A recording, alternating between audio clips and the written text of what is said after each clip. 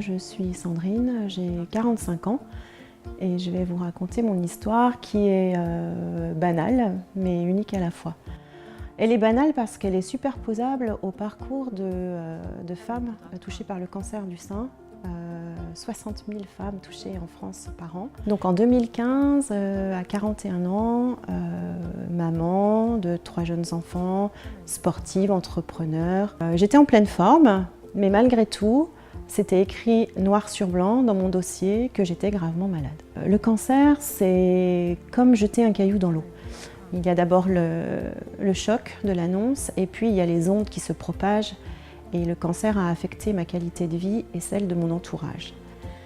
Le cancer fait peur, le cancer isole et le cancer culpabilise.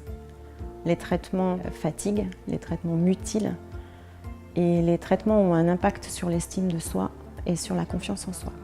Lors de mes soins en 2017, j'ai rencontré une kiné spécialiste de la prise en charge du cancer du sein, Margaret.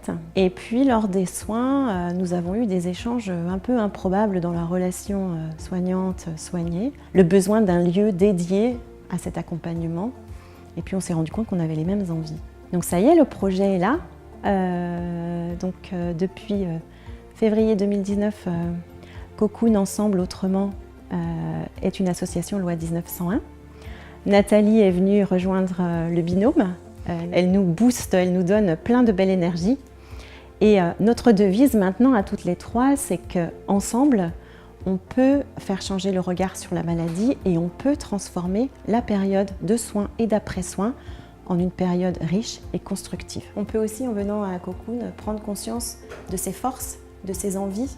Et puis peut-être un jour, Cocoon peut se révéler être le terreau pour qu'une personne puisse franchir le cap et elle-même proposer un atelier pour faire l'échange de ses savoirs ou l'échange de ses compétences et se mettre elle-même en valeur et transmettre son savoir aux autres. Donc au travers des ateliers et des activités proposées à Cocoon, donc les ateliers sont collectifs, les activités sont ludiques, créatives, on profite de cette période de soins et d'après-soins pour en faire une période riche où on peut rencontrer des gens et échanger des savoirs, apprendre de nouvelles choses, vivre de nouvelles choses ensemble. Tout se passe ici, dans ce lieu que nous avons aménagé, donc un lieu cosy, convivial, chaleureux, bienveillant, où on se retrouve pour des rendez-vous mensuels.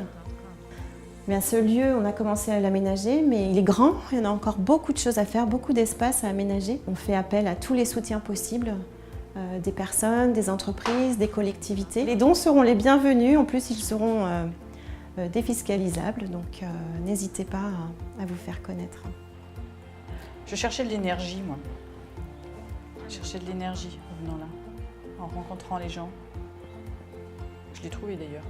Qu'est-ce qu'on peut faire maintenant pour avancer et puis s'épanouir, faire des choses dont on a envie, partager nos connaissances, faire des échanges, rire, s'amuser, comme des gamines en fait, à qui il est rien arrivé.